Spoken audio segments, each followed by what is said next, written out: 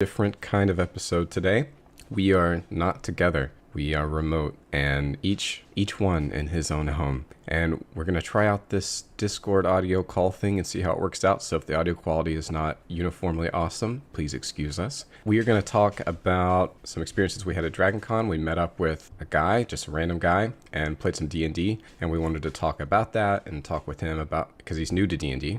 I will let Tim go ahead and start this. This is Daniel, by the way. Yeah. Hey, this is Tim. And let me go ahead and introduce our guest. It's Montrail. Montrail, say hi. Hello. There he is. I was at DragonCon early, and I went out to get some food, and I was walking back to my room, and a guy stopped me on the street, said he liked my shirt, want to take a picture of it. It was a Penny Arcade D&D shirt, holding the D20 saying Roll Initiative. And I got to talking to him and discovered that he'd played one game of Adventure League, so he had started with 5th edition. He had his books in his backpack, and I asked him, who you play with and everything, and he was like, well, I don't really play with anybody. I just played the one game of Adventure League, and he didn't know what edition he was playing. I mean, obviously, because if you're just getting introduced to it, there's no reason you should know about all the complex history behind it. I invited him to come play with us while we were at DragonCon because all the guys were going to be together like usual. Figured we'd meet in one of the hotel lobbies while they're, one night while things are loud and crazy and fun, and we just play a game. And that's basically what happened. We ended up playing, I think it was Saturday night. Yep. Or was it Sunday? It was Saturday night. Saturday night. And we played in the lobby of the Hilton, and love the Hilton. They have the little dance party there usually, like at least 2 of the nights, and you can go and easily get some drinks and some snacks, and it was nice and loud and crazy, but fun. And it was cool to play in public like that because we had people, come and go and just observe. But we actually had a productive dungeon delve into a mega dungeon as well. But I don't want to speak too much about myself and experience. I'd like Montrail to talk some more, and we can ask him some questions about. First off, Montrail, I want to know a little bit about you and your, what do you do? And then 2, how did you first hear about D&D? My profession, I'm actually a college kid, and I'm also working. And how I heard about D&D is that I went to MomoCon 2018, which is also my first MomoCon. Nice. And I walked into this place where they was offering D&D, and they said, "Come on in. We're offering a new table to teach people how to play." And so I just walked in, not knowing what I got myself into. I sat down at a table, and they set me up. I picked my character. At first, they gave me a random character, but then I wanted to actually look through the characters. So I chose a Lightfoot halfling. And that's the character. That's my favorite character. So of the ones, they gave you some pre-generated characters, and then, or a group of them. They initially gave you one, you just ran with it, but later you went back and looked through them and decided to use a specific one that you got to choose. Or did you look through the books and create the character yourself? Well, I looked through the pre-generated ones. Okay. I talked to one of the masters. The game master or the DM. And I wrote my stat. When you played at MomoCon, did you play with a large group of people? How many people did you play with? Up between 8 and 10 people. All in one game? Yes. That's a big game. Oh, wow. Yeah. Yeah, that is big. When you played there, was it like everybody was level 1 and they were just getting started, or was it it sounds like it was like introducing new people to the game. Yes. So everybody was everybody there new to it? Do you know? Everybody at the table. They had certain tables for new players, and I was at a new player table. Oh, that's really cool. I've not seen that before. We've played a couple, I'd say like 3 or 4 Adventurers League games, but I've never seen a new players table. That's a really good idea. Well, of course, this was at MomoCon, not DragonCon, so they might do things differently. So if I'm understanding correctly, that was the one session you played before we met. Is that correct? Yes. Okay. How long was the game or the session that you played that night? 2 hours.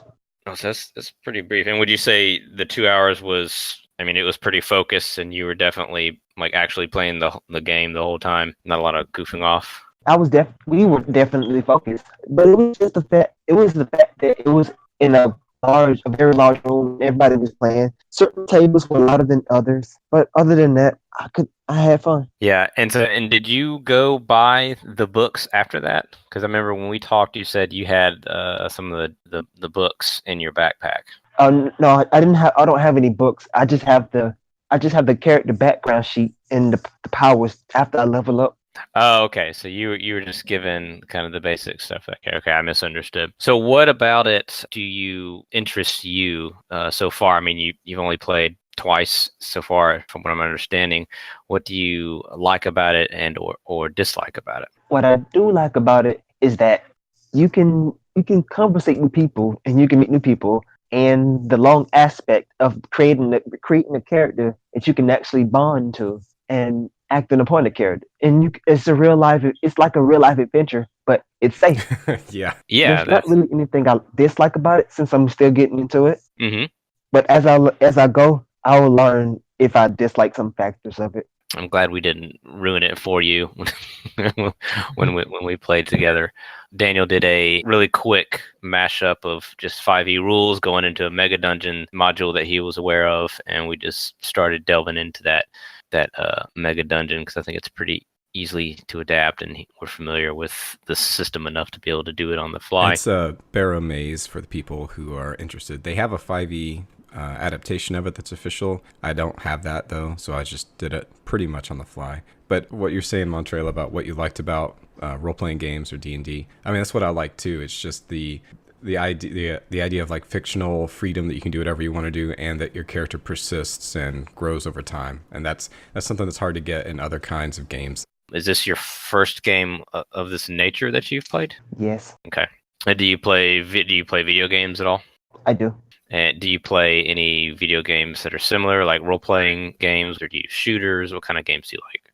I like a variety of games, but I mainly play shooters. I did find this game similar to Dungeons and Dragons, and it was called Neverwinter. Yep. That's an official D&D game, actually. Yeah, there's not a lot, but there are some. And that's one of I think, probably the latest iteration of a computer game. Yeah, I think that was based console. on the previous edition on 4E.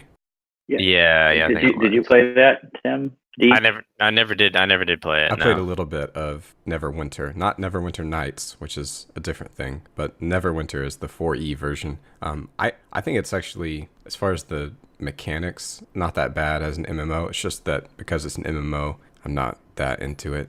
But had you heard of D&D before? I've heard stories about it that you would play it for a very long time. Yeah, I mean, In a certain time, like in one day, you will play it for like it can go for 8 hours, 12 hours. that's the holy grail right there. Like when when we were in college, we would do some game sessions that went really long, and occasionally we will have a mancation where we just get together for a weekend, kind of like a mini con, and we'll play for lots of hours, and that can be a ton of fun. Those marathon sessions. I know some groups don't get together that often, like maybe once a month or every other month, and they just set aside pretty much all of a Saturday and take care of it.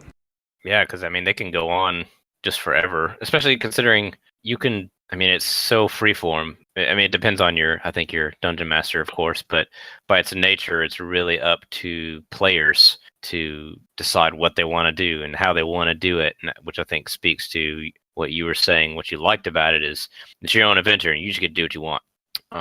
And that can make a game become very interesting, and you can solve a problem much quicker than maybe was expected.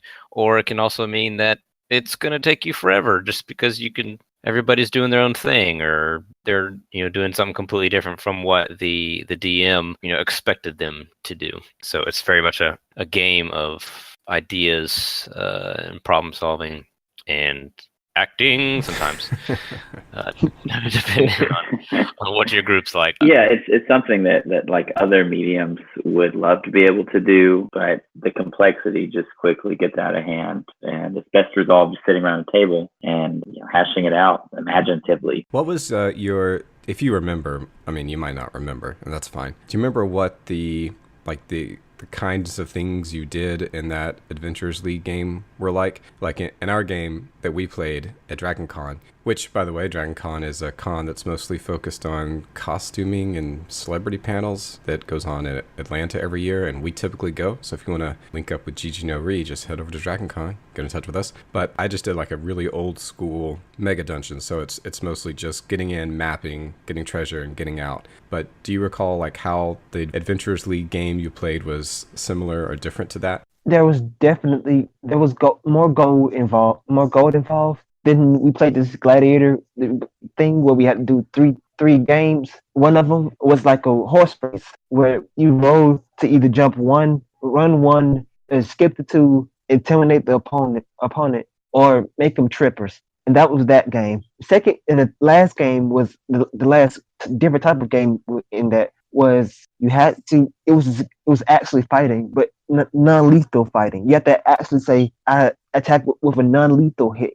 Because if you didn't call it out and you got the last hit in, you would end up killing the person, and I think you would lose. So it was, and this was for new players. So I bet that scenario was structured to kind of introduce you to the mechanics through these separate scenarios.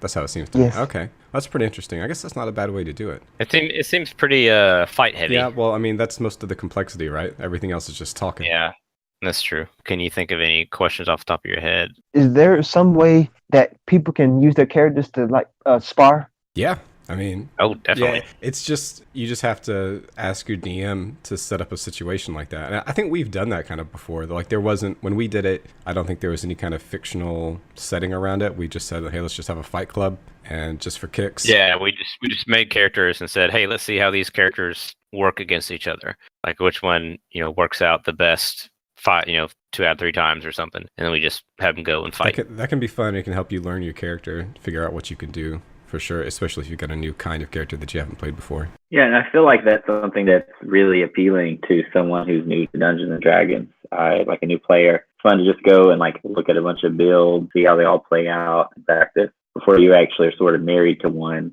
like for a whole campaign or something. Wizards of the Coast, which is the company that makes D&D these days, they are really pushing live streamed content. Like, have you ever seen or watched Critical Role or something like that where people are playing D&D like on a video screen and you can see all the players and see what's going on? I have not. I know about it and I've seen clips, but I don't like sit down and watch that.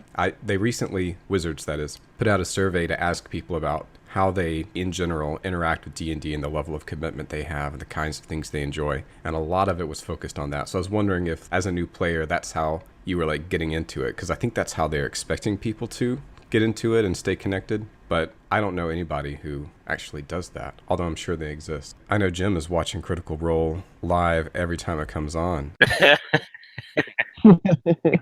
was actually watching it right now. Yeah, split screen with my Discord chat.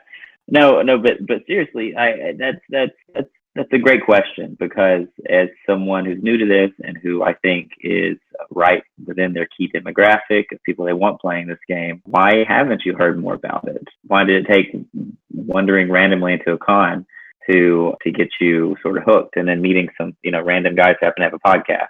Hey, I don't know. Yeah, also, WotC, Wizards of the Coast, wasn't even at DragonCon, and they have never been, as far as I know, like not since we've been going. And so they're missing, whereas Pathfinder's all over the place, so they're probably missing some new user engagement that they could otherwise be having. Yeah, I find that really strange that they don't have any kind of representation.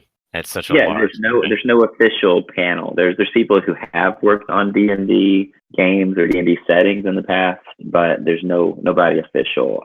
We don't have Chris Perkins running a game for everybody like the Bull did for Pathfinder 2nd edition.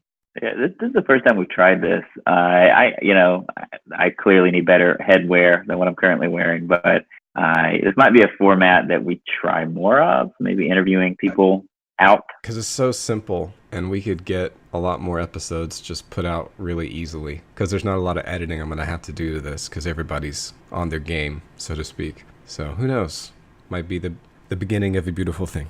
Montrail has the distinction of being the very first interviewee. That's right. We've ever had. Making history. So kudos to you, sir. Thank you. Yeah, and I'll say too, I really am glad that it played out the way it did. I had a great experience playing in the lobby of that hotel. Yeah. It was a great time. They were having their dance party over there. And despite everyone having all that fun around us, we were dedicated to sitting at this table and turning it down to 0 and grinding out this dungeon. Yeah, and everyone was engaged. Everyone was there. Everyone was tuned in. And it was an extremely successful dungeon crawl, probably among the most successful mega dungeon crawls that we've had in 5e.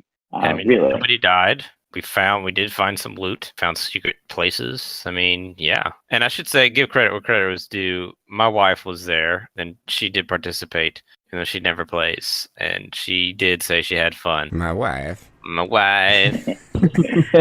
Yeah, I would not have changed just a bit of that for the world. I wouldn't change any of it. It was great, man. And I really appreciate you joining us. Yeah, man. Thanks a lot. Yeah. Great. You're welcome. Thank you for having me. This has been GG No Re.